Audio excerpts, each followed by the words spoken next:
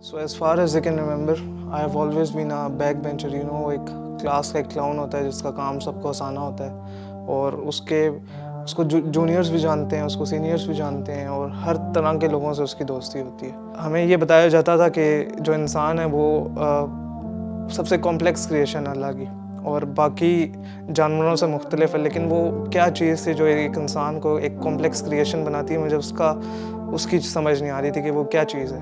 क्योंकि हम अपनी लाइफ अपने लोगों में देखें तो वो एक ही पैटर्न में जी रहे होते हैं, यानी सुबह उठे, जॉब पे गए, कमाया, घर आए, सो गए। मुझे ये था कि मैंने इससे कुछ बड़ा करना है, ये पर्पस ऑफ लाइफ नहीं हो सकता। हर तरह के लोगों से मेरी दोस्ती थी एंड काफ़ी अर्ली एज में मुझे काफ़ी ज़्यादा चीज़ों के बारे में मुझे एक्सपोजर मिल गया जो उस एज में होना नहीं चाहिए। डिफरेंट दोस्तों का फ़ायदा ये था कि जब पेपर्स आने लगते थे तो मैं जो पढ़ने वाले बॉयज़ होते थे उनके साथ बैठ जाता था एंड बाकी पेपर्स के अलावा बाकी दोस्तों के साथ एंजॉय करता था। लेकिन मेरा जो सबसे पहला स्पिरिचुअल अवेकनिंग थी ना मेरी, वो हुई थी जब मैं 2019 में अपनी फैमिली के साथ उम्रा करने गया था। तब मैंने पहली बार एक सुकून महसूस किया था और एक बिल्कुल डिफरेंट स्टेट ऑफ माइंड को एक्सपीरियंस किया था।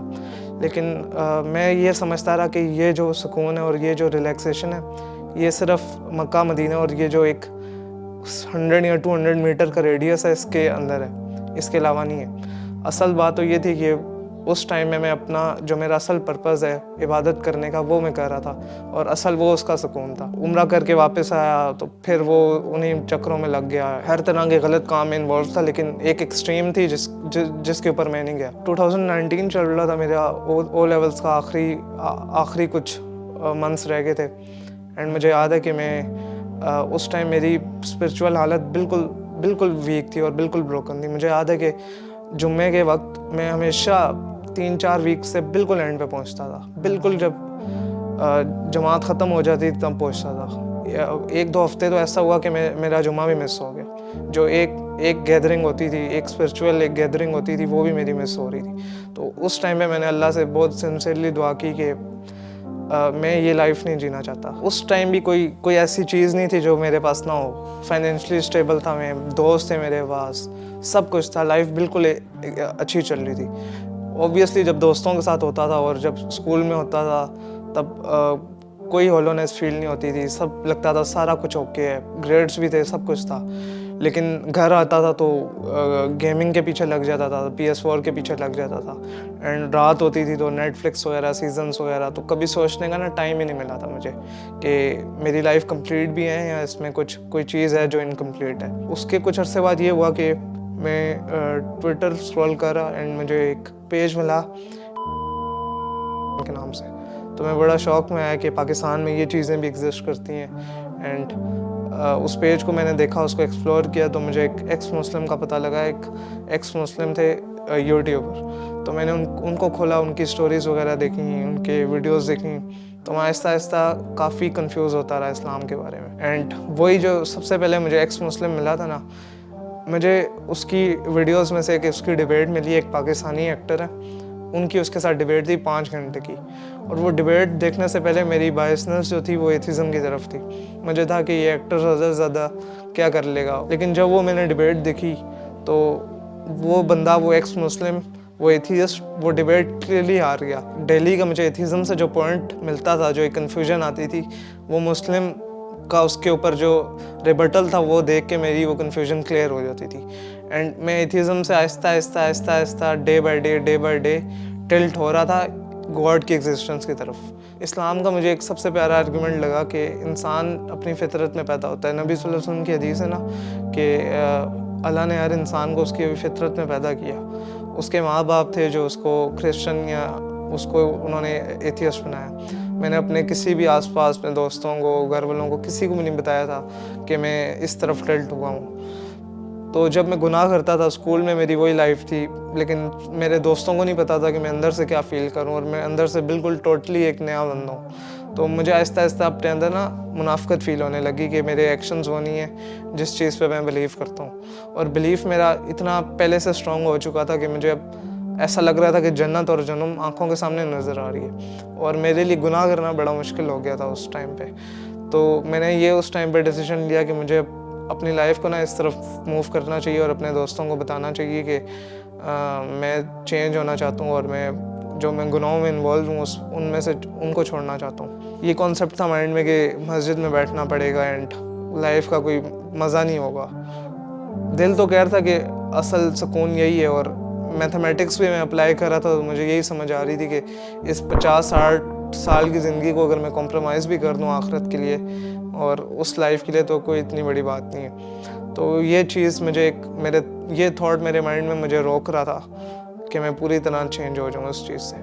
तो मैंने फिर जो मेरे काफ़ी क्लोज़ फ्रेंड्स हैं मैंने उनको बताना शुरू किया। जो मेरा डर था ना कि मुझे पीयर प्रेशर काफ़ी फेस करना पड़ेगा दोस्तों की तरफ से और फैमिली की तरफ से, वो आहिस्ता आहिस्ता नज़र आ रहा था। इवन मेरे जो क्लोज़ फ्रेंड्स थे वो भी मुझे कुछ ताने देने लग गए थे कि तू क्या मौलवी हो गया। मैं स्कूल में होता था तो मैं बिल्कुल क्लास में अलग बैठना शुरू हो गया। एक हमारा दोस्त था जो हाफिज़ था, मैं उसके साथ बैठना शुरू हो गया। मैंने अपने दोस्तों से थोड़ा अलग हो गया मैं कि इस तरह मेरी लाइफ में थोड़ी इम्प्रूवमेंट आएगी। तो हुआ ये कि मैं काफ़ी अकेलापन फील होने लग गया एंड मैंने तकरीबन ये सोच ही लिया था कि मुझे अब वापस उस लाइफस्टाइल में जाना चाहिए।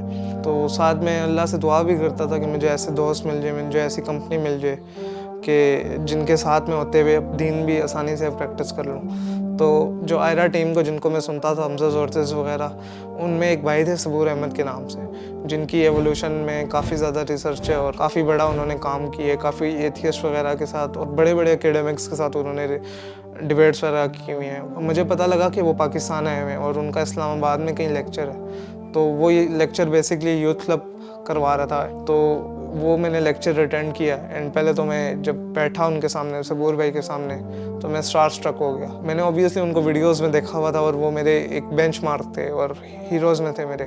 तो मेरे काफ़ी तब भी माइंड में क्वेश्चन थे एथिज़म के बारे में जो मैं पूछना चाहता था, लेकिन तब मैं पूछ नहीं पाया उनसे। एंड वो गैदरिंग भी ऐसी थी कि उस गैदरिंग को देख के भी मैं काफ़ी मोटिवेट हुआ। सारी की सारी यूथ बैठी होगी, मेरे जैसे लोग होंगे, ओ लेवल वाले होंगे, यूनिवर्सिटीज़ वाले होंगे, इस तरह बैठे होंगे, किसी दर्स में इस तरह बैठे होंगे। इसने क्या कहा है और फिर एकेडमिक्स क्या कहते हैं?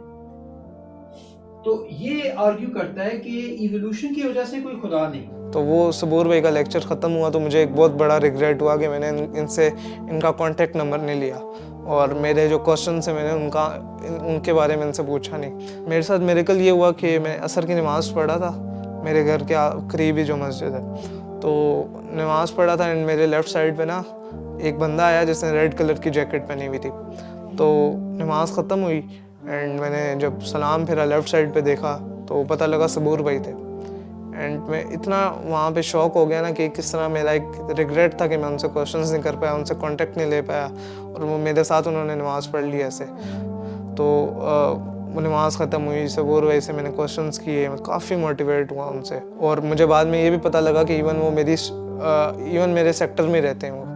तो वहाँ से मैं शौक में आ गया किस तरह एक वीक पहले तक मैं दुआ कर रहा था अल्लाह से कि मैं इन जैसे लोगों से मिलूँ, मैं यूके जाऊँ, मेरी कंपनी अच्छी हो, और अल्लाह ने एकदम मेरे सेक्टर में उस बंदे को भेज दिया। तो सबूर भाई के मैंने लेक्चर अटेंड किया और फिर मुझे पता लग गया कि यूथ क्लब इस तरह वीकली बेसिस पे मेरे सेक्टर में ही लेक्चर करवाता है। सो एथिज़म के अलावा भी मेरे इस्लाम के बारे में भी काफ़ी फ़िक्री सवाल थे जिनका मुझे आंसर्स नहीं मिल पा रहा था और जिनके बारे में काफ़ी कन्फ्यूजन थी मेरे माइंड में। तो उन लेक्चर्स में मैं जाना शुरू हुआ, तो वहाँ भी के लेक्चर से इतना अच्छा एक्सपीरियंस होता था उधर जाने का। मेरे पूरा वीक उस लेक्चर के अराउंड रिवॉल्व होता था, इतनी मोटिवेशन वहाँ से मिलती थी। मुझे याद है कि तोहा भाई के साथ मैं जब तक वो गाड़ी में नहीं बैठते थे मैं उनके साथ खड़ा रहता था, उनसे क्वेश्चंस वगैरह करता रहता था एंड वो मेरे एक टाइप के ना मेंटोर बन गए थे। कोई भी मसला होता था मेरे उन 6 दिन में, उस रिलेशनशिप की कोई एडवाइस हो, कोई दोस्तों का कोई इशू हो, कोई गुनाह छोड़ने में कोई मुश्किल हो रही हो, मैं उनसे पूछता था, मुझे प्रैक्टिकल उसके बारे में स्टेप बताते थे उसको छोड़ने के बारे में। इसलिए मैं काफ़ी ज़्यादा मेरे अंदर मोटिवेशन आ गई थी कि मैंने अब यही लाइफस्टाइल अपना के रखना है। कोविड डेज़ में ऐसा हुआ कि अल्लाह ने एक छोटा सा टेस्ट दिया और मुझे हुआ ही कि काफ़ी सीवियर जॉन्डिस हो गई और मैं 1-2 मंथ्स में बेड में रहा। उन दिनों में मैंने काफ़ी ज़्यादा कंटेंट कंज्यूम किया यूथ क्लब का।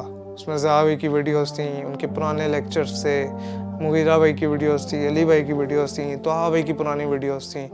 काफ़ी ज़्यादा कंज्यूम की और मेरी knowledge day by day increase होती गई। कोविड डेज़ के बाद जब मैंने यूथ क्लब ज्वाइन किया और एक्टिविटीज़ में पार्ट लेना शुरू किया एज अ वॉलंटियर, तो मैंने ज़िया भाई तो आ भाई को इन पर्सन काम करता हुआ देखा और उससे ये हुआ कि मेरी ना मोटिवेशन काफ़ी ज़्यादा हो गई जब मैं उनको देखता था कि वो किस एनर्जी से काम कर रहे हैं और वो लोग इस्लाम को ऑन करें। मेरी ज़िंदगी में एक विश थी कि मेरे भी ऐसे दोस्त हों जो मेरे लिए जान भी इवन दे दें। तो वाईसी में आने के बाद ये हुआ कि मुझे ऐसे दोस्त मिले, वैसे ही मैं ऐसे भाई मिले कि जो मैं कह सकता हूँ कि वो मेरे लिए जान भी दे देंगे।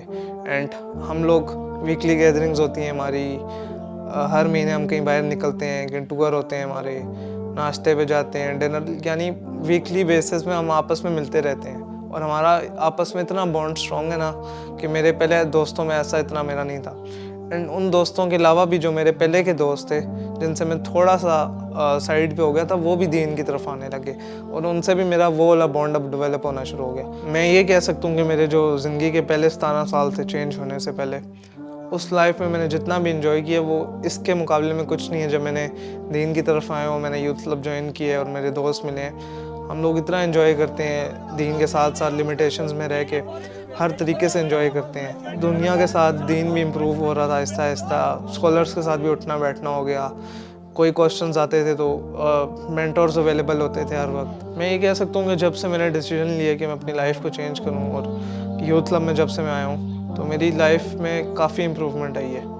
एंड मेरे सोचने के तरीके में, हर चीज़ में काफ़ी इम्प्रूवमेंट आई है। मेरा अखलाक बेहतर हुआ है, दोस्तों से, घर वालों से अखलाक बेहतर हुआ है। मैं पढ़ाई के लिहाज से सीरियस हूँ। मैं अपने कोर्स के अलावा साइंटिफिक थ्योरीज़ वगैरह और डिफरेंट बुक्स वगैरह पढ़ना स्टार्ट हूँ। मुझे एक चीज़ काफ़ी अच्छी लगती है यूथ क्लब में कि हम लोग जब दोस्त बैठे होते हैं, हमारी जो गैदरिंग होती है उसमें हर तरह का बंदा होता है, यानी डिफरेंट एज ग्रुप का होता है, हर किसी के डिफरेंट इंटरेस्ट होते हैं, लेकिन फिर भी हमारा आपस में अल्लाह के लिए बॉन्ड इतना स्ट्रॉन्ग है। मुझे ये चीज़ काफ़ी अमेजिंग लगती है। यूथ क्लब की टीम का शुक्रिया, हमारे मेंटर्स और हमारे जो यूथ क्लब के स्पीकर्स हैं उनका शुक्रिया कि जो भी मॉडर्न डे के फितने आ रहे हैं और जो भी मसाइल आ रहे हैं उनकी वीडियोस हमारे पास आ रही हैं। वो कंटेंट, वो जो गैप था एक, वो फुलफ़िल हो रहा है यूथ क्लब की तरफ से।